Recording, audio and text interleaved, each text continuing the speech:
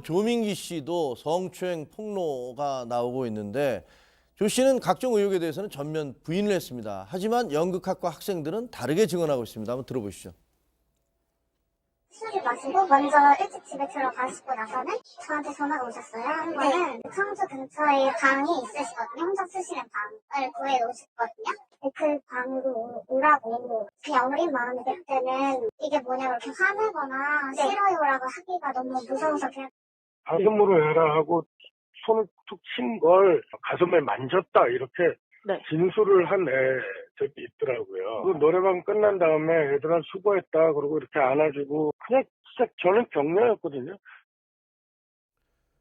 그럼 저거는 이제 좀 이렇게 입장이 갈립니다. 대부분의 경우는 이제 뭐 미안하다든가 뭐 침묵을 하든가 그런데 저거는 이제 나는 격려를 하려고 좀 만진 정도다 이렇게 얘기를 하는데 어떻게 보십니까? 그 이후에도 또 다른 직원들이 막 쏟아지고 있잖아요. 그러니까 소속사를 통해서 공식 대응을 하고 나선 거죠. 그러니까 애당초에는 청주대학교에서 재직을 하고 있다가 성추행 일이 불거졌기 때문에 정직 처분을 받고 그러니까 그 학교로부터 면직당했다라고 얘기가 나왔는데 그게 아니라 내가 스스로 먼저 나온 거다라고 해서 여기 진실 공방이 조금 있긴 했었던 거고요.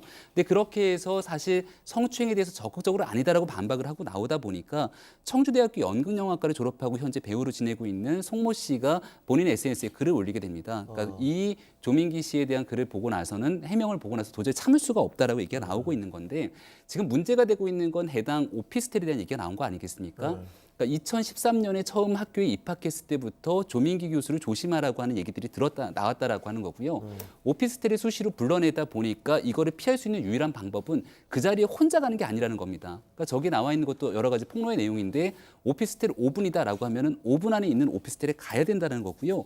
또 이 조민기 씨가 연습 과정에서 학생들에게 이런 얘기를 했다고 합니다. 이 장면에서 흥분을 못하니 돼지 발정제를 먹여야겠다. 뭐 이런 얘기들까지 했다고 폭로가 나오고 있는 건데 과연 이 내용에 대한 진실도 경찰이 지금 뭐 내사에 들어가네라고 얘기가 나오고 있는 터라 형사상 문제까지 접근이 이루어지지 않을까 이렇게 봅니다. 이게 진실 게임이기 때문에 누구 말이 맞는지는 아직까지 저희도 뭐 모르겠고 그렇게 쉽게 단정할 수는 없습니다만 오늘 청주대 게시판에는 또 다른 실명 폭로가 나왔습니다. 어떻게 보면 이윤택 씨와 마찬가지로 이렇게 그쪽에서 상대방에서 입장 표명을 하니까 이게 무슨 소리냐 하면서 지금 나오고 있는 거 아니에요? 예.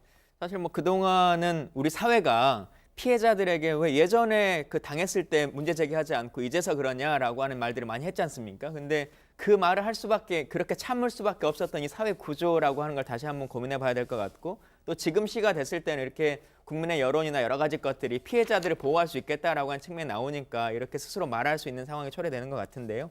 조민기 씨 건 같은 경우도 부인하고 있고 또 실제로 피해자들이 얘기하고 있는 것은 말씀하셨던 것처럼 그 오피스텔 이야기나 조금 더 심각한 문제 제기에 대해서 얘기를 하고 있는데 조민기 씨는 계속 해명이라고 하는 과정 안에서 그냥 연기 지도에서 있었던 일들이라거나 아니면 격려 차원에서 있었던 일들만 얘기하고 있어서 그런 것만의 문제가 아니라 이러이러한 것들도 있다라고 하는 실명의 피해자 증언들이 나오고 있는데요. 뭐 경찰의 조사가 이제 이루어질 것 같으니까 이 내용들은 조금 더 밝혀질 것 같습니다. 조민기 씨